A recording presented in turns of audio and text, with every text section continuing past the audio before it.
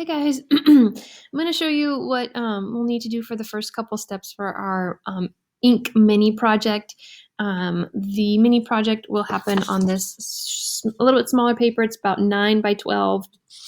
There's the newsprint. We always do our rough drafts on newsprint. And then there's this white sulfite paper, which isn't too thick. It's a little thicker than like regular copy paper, like printer paper.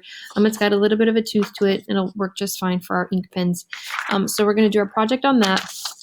And I'll show you what you need to do so that you can choose what you want to draw for this project. So in the past, I believe the teacher's done bones, because we have that skeleton in here and people take a picture of the bones and draw that. I thought we'd do something a little less morbid. So I was thinking we could use food, and we need reference pictures. So you have to fight plagiarism and, not use other people's art and copy their art.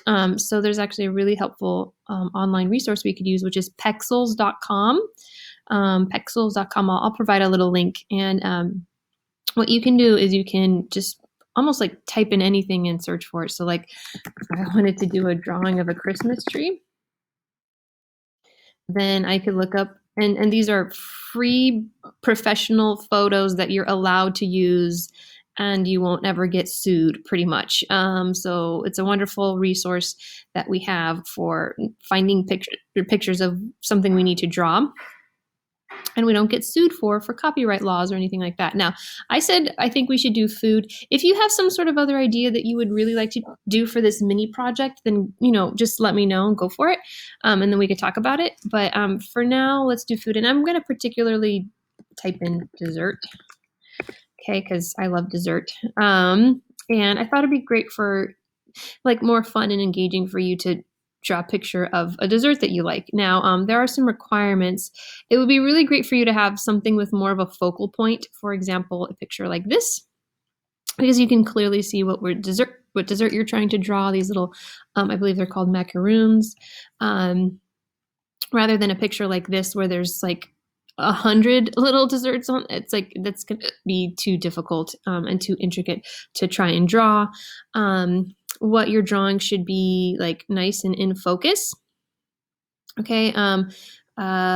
So like here's a good picture that's in focus. Okay. So you could see pretty much everything. And then here would be kind of a bad picture. Like, yes, I can see these two donuts very clearly, but if I try to do pen and ink drawing on these ones over here, it gets really, really blurry, which isn't going to help you out very much. Okay. You want to be able to see the textures of the food. You should have a variety of textures that you're trying to emulate on your drawing. So if you have food that's particularly really, really dark, like this brownie situation, you might not want to use something like that because it gets a little too dark. Oh, I have the hiccups, excuse me. But yeah, like look at here, we have like different textures. We have like the moist cake, we have like a smoother filling, we have this glossy glaze that could be one that you use. So yeah, just try to have something with a focal point, a variety of textures, and something that doesn't get blurred out. Here's a good example of one too. We have a focal point, we have a variety of texture, and it doesn't get too dark. Well, maybe in that little area, but it's still pretty good. So if you would like to do a dessert, go for it, or whatever other food. I also suggest maybe doing more of a cultural food, whatever like kind of culture you come from. This way your project can be more connected to you. I am a Portuguese girl, so I will look up food of Portugal as an example. And okay, so this is a classic, very famous Portuguese custard tart that I actually got to experience 2 summers ago. So this could be a possibility. This one doesn't have too much of a focal point, though. It's like a bunch of these custard cups. It would be better if we could just focus on few of them or something. That might be able to work for my picture.